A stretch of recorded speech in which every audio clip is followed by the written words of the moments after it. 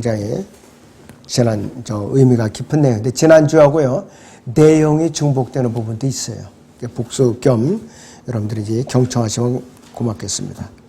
제가 지금 읽어드린 대로 사도행전 1장 9절에 근거해서 예수 그리스도께서 승천하신 목적, 이걸로 제가 말씀을 드리겠습니다. 예수 그리스도께서 승천하신 것은 성경에서 가장 중요한 주제 중의 주제예요. 예수 그리스도의 승천은 우리가 하늘에 있는 처소, 맨션을 마련해 주시기 위해서 올라가셨어요. 그리고 우리의 대제상 식물을 수행하시고 하나님의 의의 왕국을 준비하시고 이 성령님의 지상 사역을 위해서 성령님을 보내주시기 위해서 올라가셨어요. 또 우리의 지상 삶을 위해서 중보하시고 영광을 받으시기 위한 여러 가지 중요한 의미가 승천의 의미에 담겨 있는 것이에요. 뿐만 아니라 우리도 그분과 같은 모습으로 몸으로 변화받아 올라갈 수 있다는 것을 먼저 보여주는 중요한 사건이에요. 중요한 사건이에요. 동정녀 탄생과 부활과 지상재림을 약속한 아주 중요한 약속 중의 약속이에요. 그래서 이 승천은 굉장히 중요한 사건이에요. 자, 그래서 예수 그리스도께서 그럼 왜 승천하셨는가? 첫째는 우리를 위해서 처소를 마련하기 위해서 올라가셨어요. 부활하셔서도 이 땅에 계속해서 봐요. 우리는 거듭날 수가 없어요. 또 처소가 마련될 수가 없어요. 자, 거기 있는데 고린도후서 5장 1절을 같이 보죠. 우리가 아는 것은 만일 땅에 있는 우리의 장막집이 무너지면 하나님께서 지으신 큰 집, 즉 손으로 짓지 아니한 하늘들에 있는 영원한 집이 있다는 것이라 그랬습니다. 하늘에 있는 영원한 집이 있어요. 하늘에 있는 집은, 영원한 집은 수리할 필요가 없죠. 또 전기가스, 수도요금은 낼 필요가 없어요. 어제 우리 이 보수공사하러 왔던 사람은 80만 원까지도 관리비를 냈다. 80만 원. 가스를 잘못 써가지고. 엄청나죠? 80만 원이 웬만한 서민들 한 달 생활비예요. 관리비만 그렇게 나왔다고 그러더라고요. 그래서 이 땅에 그렇게 우리가 시달릴지라도 셋째 하늘에 우리 처소에 들어가면은 그때부터는 영원토록 여러분들 관리비 면제예요. 관리비 면제고 수도가스 전기요금 면제입니다. 여러분들 먹을 양식 면제예요. 우리는 만나를 먹고 영생하는, 계속해서 이어나가는 거예요. 천사들의 음식이라고 그랬어요. 우리는 현재 이 거처하는 건물이나 몸이나 임시장막에 불과한 것이에요. 임시장막에. 현재 셋째 하늘에 위에 하나님 보좌 오른편에 앉아 계시는 주님께서는 그리스도인들에서 많은 저택들을 예비하고 있어요. 한두 채가 아니에요. 수백만 채가 뭐예요? 아마 수억만 채도 넘을 거예요. 그거를 우리가 어떻게 인간의 방법으로 지을 수가 있나요? 그 높은 공간에다가 기하학적으로 이렇게 넘어지지도 않고 기울지도 않게. 재료도 세상에 있는 재료 하나도 없어요. 귀금속으로 다 지어져요. 귀금속. 예루살렘 도성거리는 황금으로 깔아진 황금 팔대예요. 여러분도 어디 고속도로 새로 개통했을 때에 아주 까맣게 아스팔트가 이제 깔리고 중앙선이 쫙 그어진 거 보면 아주 산뜻하고 보기 좋죠? 세상에는 아스팔트로 깔린 것도 그래요. 그런데 하늘에 새 예루살렘 도성거리는 황금 팔트라 이거예요. 황금으로 쫙 깔려 있어요. 그런 우리는 도성을 거닐어요. 여러분들 그 소망을 갖고 육신적인 질병과 고난을 다 이겨내야 돼요. 감사함으로. 이겨내야 됩니다. 자, 그래서 여러분들 그 요한복음 14장 1절에서 3절도 같이 따라서 읽죠. 너희는 마음에 근심하지 말라. 너희가 하나님을 믿으니 또한 나를 믿으라. 내 아버지 집에는 많은 저택들이 있느니라. 그렇지 아니면 내가 너에게 말하였으리라. 나는 너희를 위하여 처소를 마련하러 가노라. 내가 가서 너희를 위하여 처소를 마련하면 다시 와서 너희를 내게로 영접하여 내가 있는 그곳에 너희도 있게 하리라 그랬어요. 내가 있는 곳에 너희도 있게 하리라 그랬어요. 약속이에요. 하나님의 약속은 어긋남이 없어요.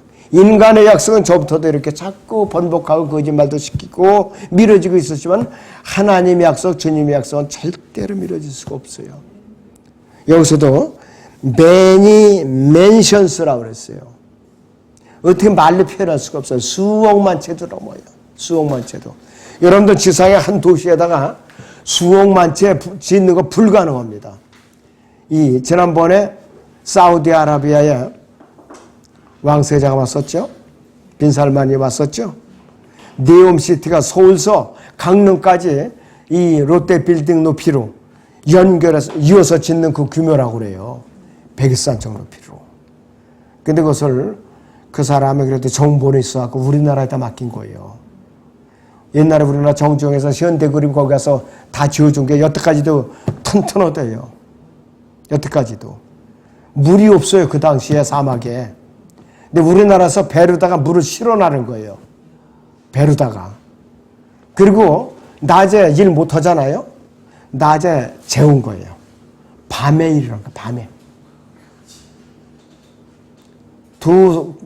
건설회장 두 사람 불렀는데 한 사람은 장관하고 불렀더니 불가능하다 이런데 정주영 씨는 그 얘기 딱 듣더니 이거는 우리에게 충분히 해낼 만한 이제 공사입니다 하고 갔다 오더니 세 가지를 하더래요. 첫째는 사막이기 때문에 비가 안 오니까 일을 항상 할 수가 있고 공사 중단할 염두가 없고 물이 없어도 이 화물선에다 실어나르면 된다 이거예요. 더우니까 낮에 실컷 재우고 밤에 일하면 됩니다 이거예요. 이 세 가지가 적중한 거예요. 그래갖고 공사지었어요. 우리도 이렇게 역발상으로다가 이렇게 믿음을 극복해 나가면 돼요. 그래갖고 옛날에 박 대통령이 그 정정씨를 세운 거예요. 500원짜리 거북선 동전 그걸 가지고 가갖고 유럽에 가서 주문을 받아왔어요. 차관도 받아오고. 그랬어요. 그래서 우리는 그러한 정말로 강인한 믿음의 자세로 주님을 맞이할 준비를 해야 돼요. 준비를 해야 돼요. 우리가 몸의 구성을 받기 전까지는 결코 여기 갈 수가 없죠. 이 몸으로 갈 수가 없어요. 변화받지 않은 혈과 육을 가진 우리 몸은 하늘에 있는 저택에 적응할 수가 없기 때문에 하늘에 속한 몸으로 예수 그리스도 같은 몸으로 변화받을 때까지는 이 땅에 사는 동안에 근심, 걱정, 고난이 따를 수밖에 없어요. 이거를 갖다 어떻게 성경적으로 잘 극복하느냐? 그 사람은 승리하는 거예요. 지면은 그 사람은 이제 근심, 걱정의 포로가 되고 마는 것이에요. 사도 바울은 로마서 8장 18절에서 20절을 보니까 이렇게 말하고 있어요. 이는 현재의 고난들이 우리에게 나타나게 될 영광에 감히 비교되지 못한다고 내가 여기기 때문이라. 피조물이 간절한 기대를 가지고 하나님의 아들들이 나타날 것을 기다리고 있나니 이는 피조물이 험한데 굴복하는 것은 자의가 아니요 오직 소망 가운데 그것들을 굴복해 하시는 그분 때문이라 그랬어요. 그래서 현재의 고난은 우리가 받을 영광과는 비교가 되질 않아요. 비교가 되질 않아요. 우리는 온갖 역경 속에서도 그래서 잘 견뎌낼 수가 있는 거예요. 우리에게 이 저택이 약속이 돼 있기 때문에. 고린도 후서 4장을 봅니다. 17절에서 18절을 보겠습니다. 이는 우리가 잠시 받는 가벼운 환난이 우리를 위하여 훨씬 뛰어난 영원한 영광의 비중을 이루어가기 때문이라. 우리가 바라보는 것, 보이는 것들이 아니요 보이지 않는 것들이라. 이는 보이는 것들은 잠깐뿐이지만 보이지 않는 것들은 영원하기 때문이라 그랬어요. 보이는 것들은 잠깐뿐이에요. 보이지 않는 것들은 영원해요. 지금 100세 보험이 줄을 이루고 있어요. 저한테도 돈도 없는데 속을 긁어놔요. 이제 거의 이제 보험이 만료가 될 때니까 여기저기서 전화질을 하는 거죠, 저한테. 그래서 이것저것 들으면 100세까지 연장된다고. 그래서 보험은 당신이나 들으라고. 나는 의료보험이 그래도 우리나라가 잘 돼 있어서 아주 특별한 거에는 떼돈 들어갈 일이 없다고. 그러면서 제가 그렇게 심한 소리를 안 해요. 그 사람도 먹고 살려고 저런 거기 때문에. 그렇게 해갖고 때 맞춰갖고서 이렇게 보험 들라고 그렇게 난리들이에요. 보험 들으라고. 그래서 우리의 건강보험은 주님께 드러나야 돼요. 예수님께. 예수님께 드러나야 확실한 건강보험이에요. 세상에 있는 것은 보조수단에 불과한 거예요. 보조수단. 확실하게 예수님께 건강보험을 들어야 돼요. 자, 그리고 예수 그리스도께로 왜 승천하신가? 두 번째는 우리의 대제사장이 되시기 위해서 승천하신 거예요. 지난주하고 내용이 중복될 수 있는데 좀 다릅니다. 그리스도인은 구원받은 이후에 몸의 구속을 받기 전까지는 세상으로 온갖 죄악의 흙먼지가 붙어 다닐 수가 있어요. 죄의 똥바가지를 뒤집어 쓰고 다닐 수가 있다 이것이에요. 이를 해결하기 위해서는 하늘 보좌에 우리의 불결한 죄들을 위해서 속죄의 제사를 드려줄 수 있는 대제사장이 반드시 필요하다 이거예요. 이러한 일이요 부활하신 예수님께서는 현재 하나님의 보좌 오른편에 앉아 계셔서 대제사장의 직무를 수행하고 계셔요. 왜 대제사장의 임무를 수행하고 계시는가? 히브리서 2장 17절을 같이 해봅니다. 그러므로 그가 모든 일에 마땅히 자기 형제들과 같이 대수했으니 이는 하나님과 관련된 일들에 자비롭고 신실한 대제사장이 되셔서 백성의 죄들을 위해 화해를 이루려 하심이라 이렇게 말씀을 하고 있어요. 목적이 분명하잖아요, 여러분들. 우리를 위해서 이런 목적으로 승천하신 거예요. 또 우리는 어떤 자세를 가져야 되느냐? 히브리서 4장 14절을 같이 봅니다. 우리에게는 위대한 대제사장 곧 하늘들로 올라가신 하나님의 아들 예수께서 계심으로 우리는 우리의 고백을 굳게 붙들어야 하리라 했습니다. 믿음의 고백을 굳게 붙들어야 돼요. 누가 당신 구원받았어 하면 쿡 찔러보면 글쎄 구원 받은 것 같기도 안 받은 것 같기도 하고 이렇게 또 횡설수설 한다든지 또 기껏 구원받은 사람이 종교 집회에 가서 앉아 있다든지 정치 집회에 가서 앉아 있다든지 이거 정말 부끄러운 일이에요. 그런 사람한테는 하늘 보자 오른편에 계신 예수님이 대제사장은 필요가 없는 사람이에요. 그런 사람은. 양심의 가책을 안 받는 사람들이에요. 침례교회 어느 좀 이름께나 있는 목사가 있어요. 광화문집에 열심히 지금 참석하고 거기서 연설하고 있어요. 들릴 말하면은 국회의원 공천받으려고. 온전한 사람이 아니야, 그 사람은. 진정한 약물이 목자가 어디 가서 정치집에 가서 그 국회의원 자리에 얻으려고 그따위 짓을 하느냐 이거예요. 그러니까 자꾸 농담, 이제 우스갯소리, 코미디 이런 말만 나올 수밖에 없어요. 설교들 중에. 그런 말이 90%더라고요. 성경 말씀은 거의 없어요. 지금. 심각한 상태예요. 그러니까 수많은 사람들이 오염되는 거예요. 그 사람에 의해서. 자, 그래서 예수 그리스도께서는 부활하시고 승천하신 예수 그리스도께서는 우리의 이런 연약한 체질을 잘 알고 계시기 때문에 대제사장으로서 직무를 지금 성실하게 수행하고 계셔요. 그분은 24시간 주무시는 분이 아니에요. 지구는 둥글죠? 우리 반대편은 지금 밤이라 이거예요. 그러니까 세계 곳곳에서 밤낮 부르짖는 성도들의 부르짖음에 귀를 기울이시고 속죄의 제사를 드려주고 계시는 거예요, 지금. 자, 이런 근거에서 히브리서 7장 25절에서는 우리에게 어떻게 말씀하고 계시는가? 이러므로 그는 또한 자기를 통하여 하나님께 나아오는 자들을 끝까지 구원하실 수 있으니 이는 그가 항상 살아 계셔 그들을 위하여 중보하심이라고 그랬어요. 항상 살아계셔서 그들을 위하여 중보하신다고. 그들이 누구예요? 저나 여러분들이에요. 바로 저나 여러분들을 말하는 것이.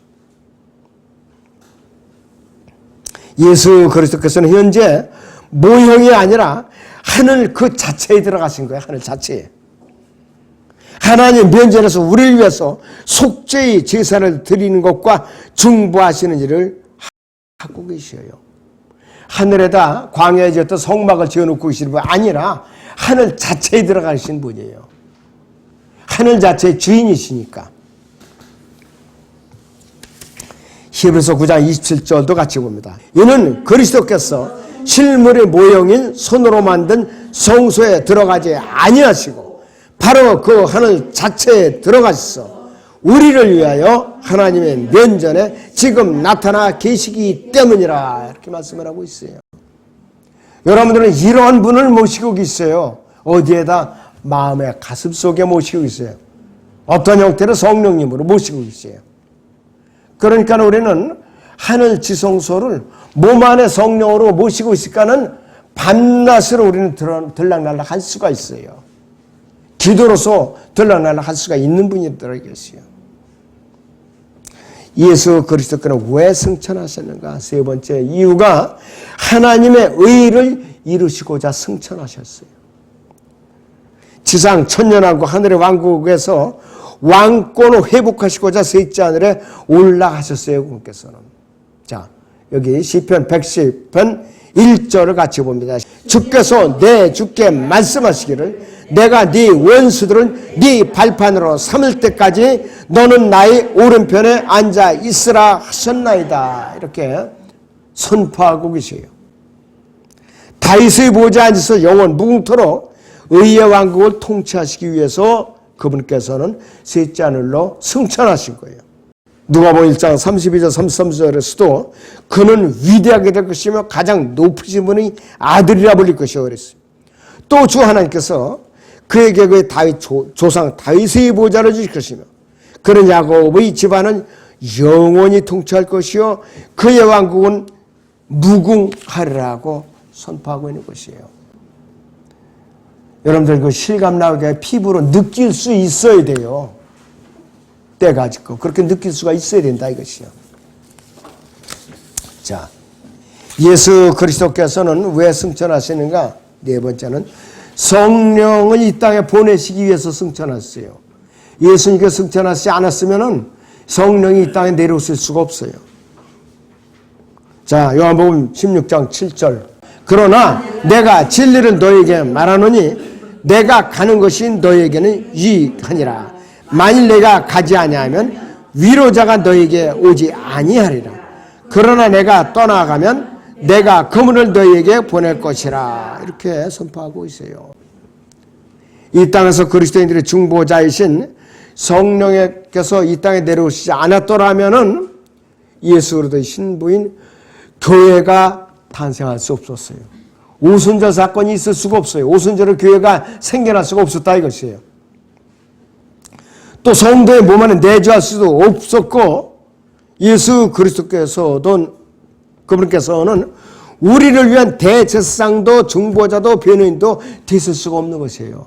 내 안에 성령이 안 계시기 때문에. 그렇기 때문에 예수님의 승천은 굉장히 중요한 사건이었었어요. 그래서 사도행전 1장 8절에서는 그러나 성령께서 너에게 임하시면 너희가 능력을 받으리니 그러면 예루살렘과 온 유대와 사마리아 땅끝까지로 내게 증인이 되리라고 하시니라 했어요. 유대인 제자들에게 하신 말씀이지만은 이 시대에 우리들에게도 적용되는 말씀이에요. 우리도 예수 그리스도의 증인들이 되어야 겠죠. 누구의 이름으로? 예수 그리스도의 이름으로 성령님의 힘을 받아서 그렇게 전하는 것이에요, 여러분들.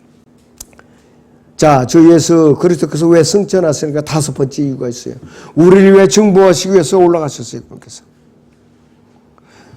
로마서 8장 34절 같이 봅니다. 누가 정죄하리? 죽었다가 다시 살아나신 분은 그리스도시라. 그분은 또한 하나님의 오른편에 계셔서 우리를 위하여 중보하시느니라 그랬습니다. 늘 죄의 세력과 싸워 이길 수 있도록 우리를 위해 중보하셔요. 우리를 위해 중보하셔요. 그러면 그분께서는 어떠한 자격으로 우리 위해서 중보하시는가? 히브리서 4장 15절 이는 우리의 대제사장은 우리의 연약함을 동정할 수 없는 분이 아니요 모든 점에서 우리와 마찬가지로 시험을 받으셨지만 죄는 없으신 분이기 때문이라 그랬습니다. 우리와 같이 똑같은 시험을 받으시고 심지어 갈보리 십자가에 손과 발에 못 박히고 옆구리에 창에 찔려서 그 죽음의 고통까지 겪으신 분이라 이거예요. 그분께서 배고픔과 굶주림까지 다 경험하신 분이에요. 40일 동안 금식을 하셨어요. 마귀의 시험을 받으셨어요. 그러한 인간으로서 겪어야 할 모든 연약한 체험을 다 하셨기 때문에 우리를 위하여 중보할 자격이 있는 분이라 이거예요. 예수 그리스도가 승천하신 6번째 이유가 있어요. 하나님 아버지께 영광을 받으시기 위해서 그분께서는 승천을 하셨습니다. 자, 주 예수 그리스도께서는 아버지 하나님의 이름을 드높이기 위해서 스스로 낮아지시고 십자가의 죽음에까지 순종하고 몸소 고난을 견디신 분이에요. 몸소 고난을 견디신 분이에요. 자, 그리스도인들은 빌립보서 2장 7절에서 11절에 있는 대로 오히려 자신을 비워 종의 형체를 입으시고 사람들과 같이 되셨느니라. 그래야 사람과 같은 모습으로 나타나서 자신을 낮추시고 죽음에까지 순종하셨으니 십자가의 죽음에까지라 그랬습니다. 이로 인해 하나님께서 그를 지극히 높이시고 모든 이름 위에 있는 한 이름을 그에게 주사 하늘에 있는 것이나 땅 위에 있는 것이나 땅 아래에 있는 것이나 모든 무릎을 예수의 이름에 꿇게 하시고 모든 혀가 예수 그리스도를 주라 시인하여 하나님 아버지께 영광을 돌리게 하셨느니라 하시죠. 하나님 아버지께 영광을 돌리게 하셨다 그랬어요. 자, 우리를 위해서 하나님 영광을 위해서 스스로 낮아지시고 십자가의 죽음에까지 순종하시고 몸소 고난을 겪으신 예수 그리스도께서 받으실 그 영광에 우리는 동참할 날이 얼마 안 남았어요. 부끄럽지 않은 모습으로 주님의 영광에 동참할 날은 우리는 학수고대하고 기다릴 줄 알아야 돼요. 그런데 예수님께서 아주 먼 훗날에 오실 것으로 기다리고 막연히 기다리고 대비를 하지 않는다면 우리는 어떻게 해요? 낯이 놓고는 다를 수밖에 없어요. 부끄러움을 당할 수밖에 없어요. 사람들이 세상에 배부르는 걸 참 즐기죠. 세상에 재산 벌리는 거 좋아하죠. 그리고 세상에서 사재 얘기하는 거 참 좋아합니다. 자, 좋은 음식 싫어하는 사람이 누가 있겠어요? 그리고 좋은 집에서 살기 싫어하는 사람이 누가 있겠어요? 예수님이 집 한 칸 없었잖아요. 낮에는 예루살렘 도서에 와서 왕국복음을 전하시고 치유를 하시고 또 백성들은 이제 계몽을 하셨죠. 식사를 그분 고급 식사 하신 적이 별로 없어요. 거지 나사로의 집에 자주 들르셔갖고 문둥병 환자인 나사로와 함께 식사를 하신 분이에요. 밤이면은 올리브산에 올라가서 밤이 지새도록 기도를 하신 분이에요. 그런 분이에요, 여러분들. 사도 바울도 마찬가지. 오후에 이제 설교와 관련이 있는 건데 사도 바울은 너무나도 지독하게 박해를 받았던 사람이에요. 몸이 성할 날이 없었어요. 내 몸에 주 예수의 표들어지는이라고 했어요. 그 중에는 볼기를 맞은 태장으로 맞은 상처, 돌로 맞은 상처, 온갖 상처가 몸에 지녔던 사람이에요. 그런 사람이에요. 근데 우리는 그런 박해를 본 적이 없어요. 편안하잖아요, 우리는. 최소한도 우리가 부끄럽지 않은 정도로 앞가림을 할 줄 알아야 돼요, 주님 앞에. 너 뭐 하다 왔느냐? 그렇게 따져 물으신다면은 저 이러이러한 일을 하다 왔습니다. 여러 사람한테 복음을 못 전했어도 누구누구에게 복음을 전했습니다. 듣지 않았습니다. 그건 내 책임이 아니야. 그렇게 인정하셔요. 한 명이라도 구원받아서 양이고 잘 받았다. 대단한 상급이죠. 여러분들 누구가 듣든지 말든지 복음을 전해야 될 책임이 있는 것이에요. 아무튼 여러분들이 예수 그리스도께서 승천하신 목적이 우리를 위해서 영원한 처소를 마련해서 이제 승천하셨고, 그 다음에는 대제사장에 대해서 승천하셨고, 하나님의 의를 이루어서 승천하셨고, 그 다음에는 성령을 보내시기 위해서 승천하셨고, 우리를 위해서 중보하시기 위해서 승천하셨어요. 하나님 아버지께 영광을 받으시기 위해서 승천하신 분이에요. 이 메시지를 여러분들이 마음속에 깊이 새기시기를 주님의 이름으로 축원합니다. 기도하겠습니다.